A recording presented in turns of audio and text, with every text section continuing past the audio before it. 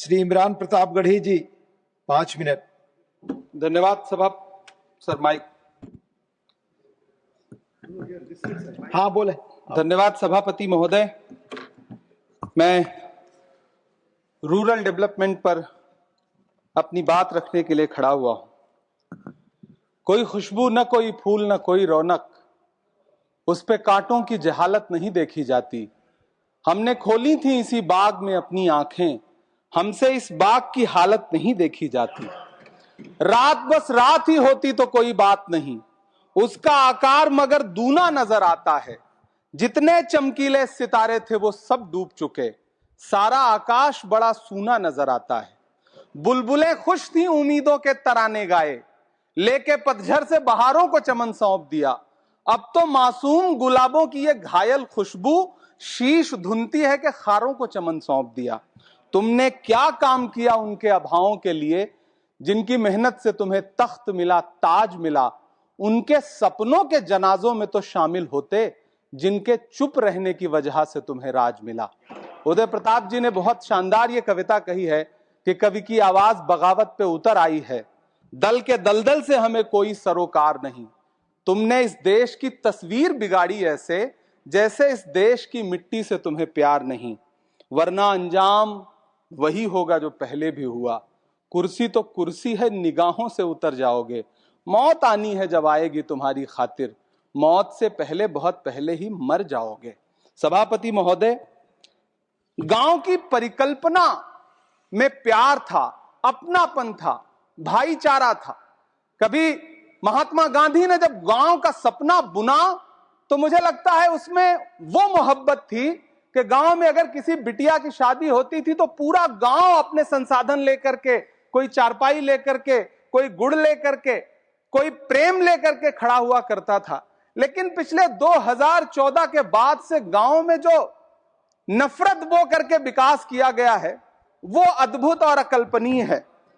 हालत यह है, हम जिस गांव में पैदा हुए उन गांव में कोई सीताराम चाचा, कोई भगवती चाचा हम लोगों की उंगली पकड़ करके चौराहों पर हमें मिल जाता था, आशीर्वाद भी देता था और डांटता भी था।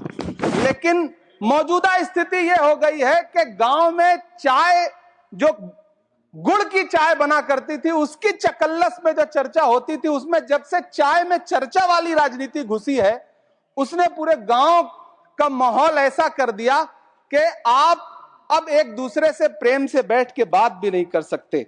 मैं, माननीय मंत्री जी यहां पर मौजूद हैं, रूरल डेवलपमेंट के मंत्रालय के बजट पर चर्चा हो रही है। चाहे मनरेगा हो, चाहे किसान हो, सारा इससे जुड़ा वर्ग परेशान है। मजदूरों की स्थिति ऐसी है कि आप मनरेगा को प्रोत्साहित करने के बजाय मनरेगा को समाप्त करने की कोशिशों में लगे हुए। सच बात यह है कि राज्यों पर भार डाल करके आप मनरेगा खत्म कर देना चाहते हैं और उसके लिए आपने नाम लिया है कि आप उसका नाम बदल करके बिग्राम जी करके उसके पीछे आप इसको छुपा लेंगे। गांव में सड़कों की स्थिति खस्ता हाल है, चाहे उत्तर प्रदेश हो, चाहे मध्य प्रदेश हो, चाहे गुजरात हो, चाहे राजस्थान हो। गांव में सड़कों की स्थिति ऐसी है कि किसी गर्भवती महिला को अगर अस्पताल ले जाना हो तो सड़कें ऐसी हैं कि उन पे चलने वाले वाहन शायद अस्पताल तक महिलाएं पहुंच भी नहीं पाती हैं, उनका प्रसव रास्ते में ही हो जाता है। महोदय, गांव में हालत यह है कि किसान आपके सामने सरकार के सामने लगातार अपनी मांगे लेकर के खड़ा रहा, लेकिन इस सरकार ने दिल्ली के रास्ते की तरफ कूच करने वाले किसानों की राह में फूल नहीं बिछाए बल्कि कीलें बिछाई। 750 से ज्यादा किसान शहीद हुए। कीमत तो बहुत बढ़ गई शहरों में धान की, लेकिन विदा न हो सकी बेटी किसान की। मौका मिला तो लोगों ने कुर्सी के वास्ते तस्वीर ही बिगाड़ दी हिंदुस्तान की। सभापति महोदय, इस सरकार में बातें तो बड़ी बड़ी रही। बजट की बात करके यह कहा गया कि गांव का विकास करेंगे, लेकिन प्रधानमंत्री की जो आवास योजना है, प्रधानमंत्री आवास योजना के तहत गांव में आवास बनते हैं और इनकी राज्य सरकारें उन आवासों पर बुलडोजर चलाती हैं। ऐसे कई मामले अलग अलग राज्यों में देश के सामने हैं। आप कहेंगे तो मैं पटल पर रख दूंगा, अभी हां पटल पर रख दूंगा, ऑथेंटिकेट कर दूंगा। महोदय, जब पीएम आवास योजना के तहत बनने वाले घरों पर बुलडोजर चलेंगे तो आप गांव के कौन से विकास की परिकल्पना कर रहे हैं?